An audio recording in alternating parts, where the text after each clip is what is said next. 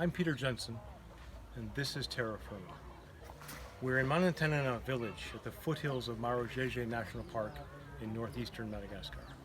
It's a beautiful rainforest with lemurs and natural habitat beyond compare just behind this hill. And this is the village where people live that we are here to work with to teach them a method whereby they can control their resources, use the resources that are all around them, and put them back together in their soil for better food security and environmental conservation lessons along the way. So we're going to take a quick tour of what the soils look like before we started. This is the housing and the soil. And look at the roofs.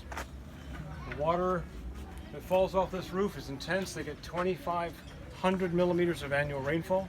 It's about to come in a few months. We are expecting it at any time, but it could come. We don't know really when it's going to come.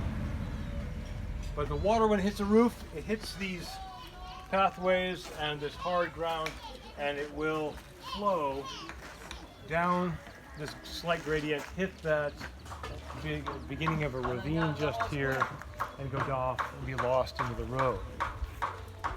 Huge amount of water, all sorts of environmental resources, leaves, green material, brown material, and of course the energy of people that we want to put in pieces back together.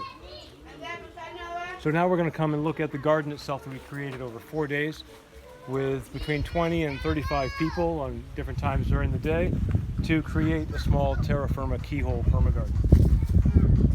And what this shows is our protective structure, a living fence of Gliricidia, a legume, and vetiver grasses, and other temporary structures to keep the chickens away. But the real point of the coal garden is capturing the water that used to run away into our keyhole. The water collects, hits the keyhole, sinks and spreads through these double dug garden beds that are been deeply dug and heavily amended with carbon materials that we've gathered from our environment all around us. The process of agroecology is using the ecological resources for a better agriculture. And that's what this is.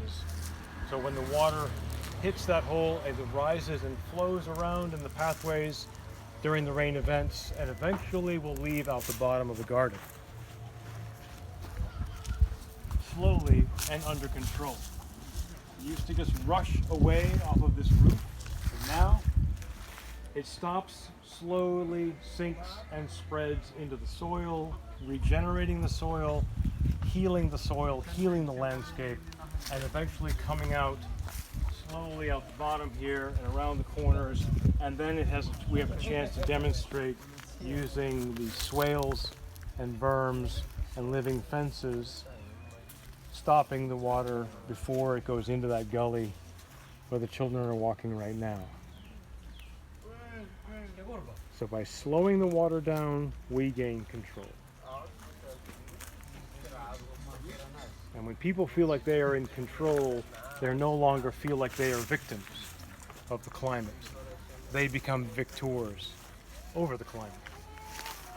And through these small doable actions that we do all over Africa, we happen to be in Madagascar now, the same ideas could work in Central Africa, East Africa, Southern Africa, Asia, and the Americas.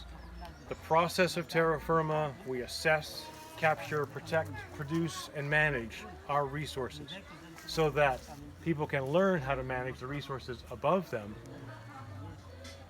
by learning how to do it around their home landscape, teaching children along the way. This is the Terra Firma permagarden. I'm Peter Jensen, but this, all of this, is Terra Firma.